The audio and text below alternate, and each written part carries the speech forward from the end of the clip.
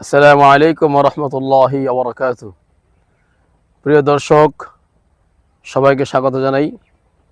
আসন্ন জাতীয় ত্রয়োদশ নির্বাচন আপনার আমার সকলের সামনে করানো আছে।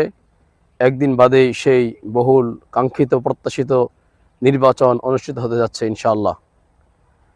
ভোট একটি আমানত, একটি সাক্ষী, একটি সুপারিশ। আপনি, আমি, আমরা সকলেই আমাদের আমানতের ভোটটি সঠিক জায়গায় প্রয়োগ করব।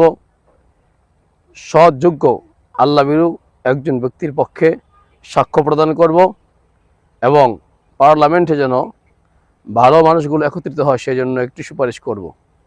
তাই আসুন, শরিয়ার আলোকে একটি কল্যাণকর জনপ্রত্যাশিত রাষ্ট্র গঠনে আমরা হাত পাখা প্রতীকের প্রার্থীকে নির্বাচিত করি, জয়যুক্ত করি এবং 12 তারিখ সারাদিন হাত পাখা মার্কায় ভোট দিন।